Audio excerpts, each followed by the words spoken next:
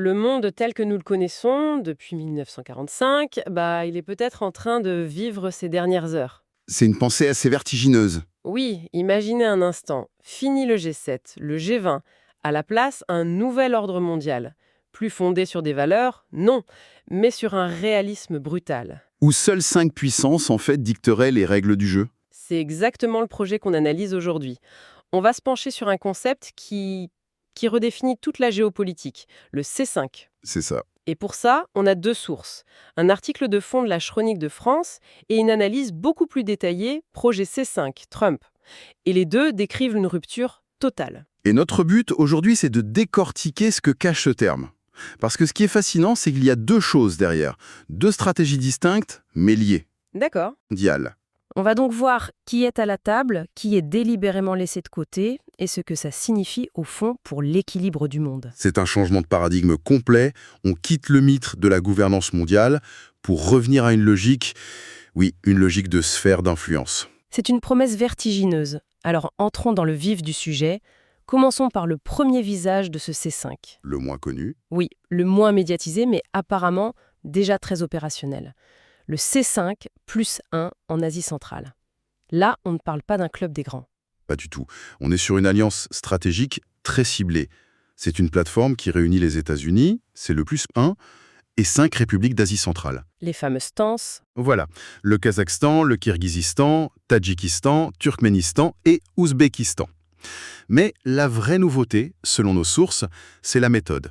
C'est-à-dire, On abandonne la diplomatie classique, les grands discours, pour passer à une logique de deals.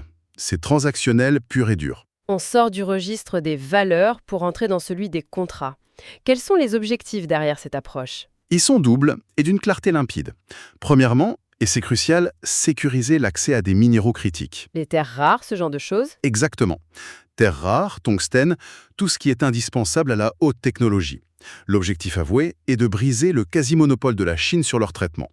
C'est le nerf de la guerre économique. D'accord, ça c'est le premier point. Et le deuxième objectif ?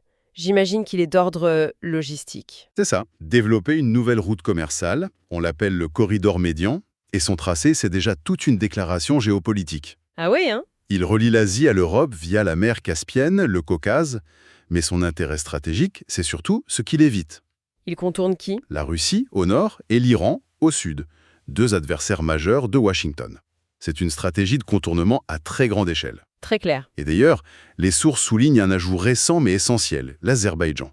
Il est maintenant pleinement intégré. Ah, donc le C5 devient un C6 ? Fonctionnel en quelque sorte ? Fonctionnel, en quelque sorte. L'Azerbaïdjan est vu comme le bouchon stratégique, le verrou qui contrôle l'accès ouest de la mer Caspienne. Et financièrement, ça se concrétise ? Est-ce qu'on a des chiffres sur l'ampleur de ces deals ? Oui, et ils sont conséquents. On parle d'une zone d'accord C5+1, pilotée par le département du commerce américain, avec un engagement de départ de plus de 25 milliards de dollars. C'est déjà énorme. Mais le plus spectaculaire, ce sont les accords bilatéraux. L'Ouzbékistan, par exemple, est présenté comme le partenaire le plus dynamique. Et ça représente combien ? Les sources évoquent des engagements qui dépassent les 100 milliards de dollars, avec notamment un contrat géant de 8 milliards pour des avions Boeing. Ce qui ancre durablement le pays dans l'écosystème américain, bien sûr. Tout à fait.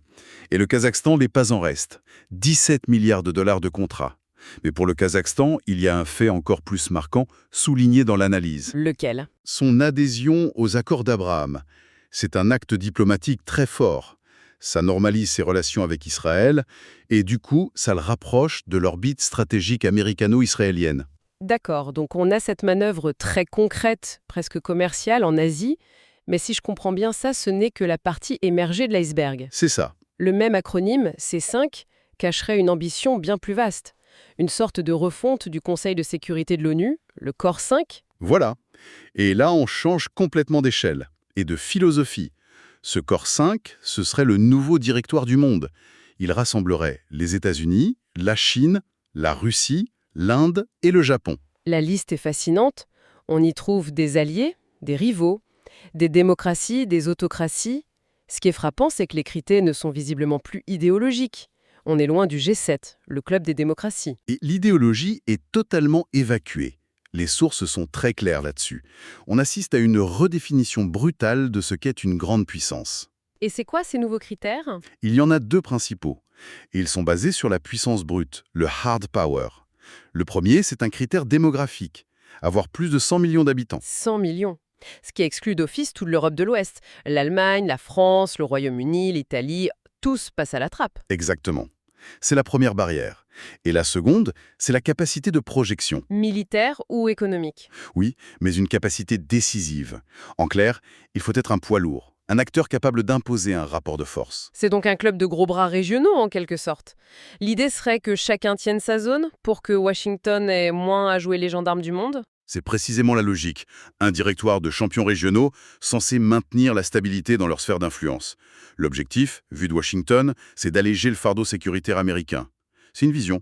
Cynique, peut-être, mais cohérente avec les rapports de force actuels. Ce qui est un véritable séisme, c'est bien l'absence totale des puissances européennes. L'Europe, qui a structuré les relations internationales pendant des siècles, serait tout simplement absente de la table des grands. Comment les sources expliquent ça? Alors, les deux sources convergent et le diagnostic est sans appel. Elles décrivent un déclin perçu de l'extérieur, mais qui serait aussi, et c'est le point le plus dur, auto-infligé. Ah oui, La vision américaine, qui transparaît dans des documents de travail, est particulièrement sévère. Elle dépeint une Europe fatiguée, en déclin démographique, économique et surtout incapable d'assurer sa propre défense. le fameux constat de la dépendance au parapluie américain. Oui, mais ça va plus loin. Une note citée dans l'analyse va jusqu'à évoquer un risque d'effacement civilisationnel pour le continent. Effacement civilisationnel. Les mots sont d'une violence inouïe. Et l'analyse française, dans la Chronique de France, elle dit quoi? Elle conteste? Pas du tout. Elle abonde dans ce sens, mais en retournant le miroir vers l'Europe elle-même. C'est presque plus cruel. C'est-à-dire? L'article affirme que cette marginalisation, ce n'est pas un complot américain. C'est l'aboutissement logique d'un déclassement stratégique que l'Europe se serait elle-même infligé. Donc en gros, on l'a bien cherché. C'est exactement ça. L'auteur dresse un véritable réquisitoire. Démographie atone, dépendance énergétique, désindustrialisation, retard dans l'IA, le numérique. La liste est longue. Et la critique la plus virulente, elle est réservée à ce que l'auteur appelle la superstructure bruxelloise, obsédée par la régulation. Il y a une citation qui résume tout. Bruxelles parle valeur quand il faudrait parler intérêt. Un décalage total avec ce nouveau monde. Voilà.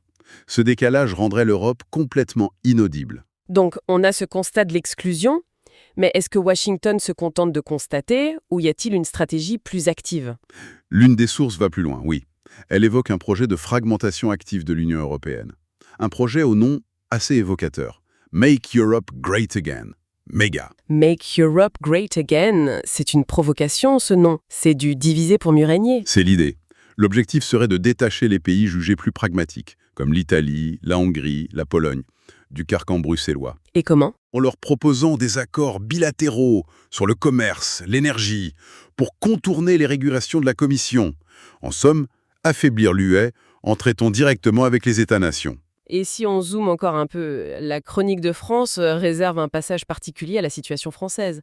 Apparemment, elle incarne ce déclin. Oui, le texte juge la situation encore plus sévère pour la France. Il parle d'une érosion méthodique de son statut de puissance d'équilibre. Quels sont les symptômes listés? D'abord, la perte d'influence spectaculaire en Afrique. Ensuite, une diplomatie qui aurait perdu sa singularité, sa voix différente. Et enfin, l'affaiblissement de sa base industrielle et stratégique. L'idée que la parole de la France s'est banalisée, en somme. C'est tout à fait ça. Mais l'auteur va plus loin et souligne ce qu'il appelle une ironie tragique. Laquelle? Il rappelle que la vision du monde du C5, cette idée que les nations n'ont pas d'amis, seulement des intérêts, eh bien c'est une maxime profondément gaullienne. C'est le cœur de la doctrine du général de Gaulle, en effet. Et l'ironie tragique, selon l'auteur, c'est que Washington l'applique aujourd'hui avec une rigueur absolue, alors que Paris l'aurait oublié. Préférant, je cite, administrer son propre effacement. C'est d'une amertume terrible. C'est un diagnostic très sombre. Changeons de perspective. On a parlé des grands exclus. Mais qu'en pensent les nouveaux élus? Pour une puissance comme l'Inde, j'imagine que c'est une consécration, non? C'est exactement comme ça que c'est perçu à New Delhi. Une des sources parle d'une chance historique. Pour l'Inde, intégrer ce corps 5, ce serait le passage officiel du statut de puissance régionale à celui de décideur mondial. Ça valide complètement leur doctrine d'autonomie stratégique. Parfaitement, ça leur permet de coopérer avec les États-Unis, sans rompre avec la Russie, tout en gérant la rivalité avec la Chine. Le C5 leur offre un siège à la table de tout le monde. Mais cette position doit être incroyablement complexe à tenir. Il doit y avoir des inquiétudes. Bien sûr. La principale crainte, c'est que le C5 affaiblisse d'autres formats, comme le Quad, leur alliance face à la Chine. Et puis, il y a la contradiction entre la géopolitique et la réalité des frictions commerciales avec les États-Unis. D'accord. Et le Japon? Pour eux, la situation doit être presque schizophrénique. Invité au premier rang, mais par un allié qui devient imprévisible. Le mot utilisé dans l'analyse, c'est « périlleuse ». La position de Tokyo est extrêmement périlleuse. D'un côté, c'est une reconnaissance. De l'autre, la confiance dans le garant américain s'érode à une vitesse folle. On a des chiffres là-dessus? Oui, un sondage absolument éloquent. Seulement 22% des Japonais font encore confiance aux États-Unis pour assurer leur défense. 22%. C'est historiquement bas. Alors, comment réagissent-ils face à ce dilemme? Ils ont élaboré ce que les analystes appellent un plan A+. Un plan A+, Le plan A, c'est de maintenir à tout prix l'alliance avec Washington. Mais le plus, c'est la police d'assurance. qui consiste à... Renforcer massivement leur propre capacité de défense et multiplier les partenariats avec d'autres. L'Europe, l'Australie. C'est une façon de se prémunir contre un éventuel abandon. Et la pièce maîtresse du puzzle, la Chine. Comment Pékin peut accueillir cette invitation à co-gérer le monde avec son principal rival? C'est le paradoxe ultime. Ce qu'ils cherchent depuis 20 ans. Exactement. Mais de l'autre, ils sont très méfiants. Ils y voient une manœuvre américaine pour discipliner leur ascension en les enfermant dans un cadre qui pourrait limiter leurs ambitions. Une sorte de cage dorée. C'est ça.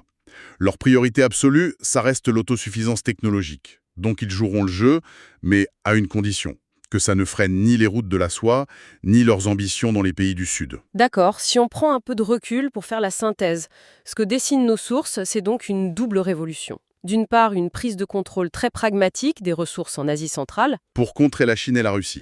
et d'autre part, le projet bien plus radical d'un directoire mondial fondé sur la puissance brute qui acte la fin de l'ordre post-1945 et marginalise une Europe perçue comme faible. C'est la synthèse parfaite. Et la conclusion d'un des articles est, je pense, essentielle à retenir. Elle est sans appel. Le C5 n'est pas la cause de la marginalisation de l'Europe. Il en est le révélateur. Donc, le C5 n'est pas le poison, c'est le diagnostic de la maladie. Précisément.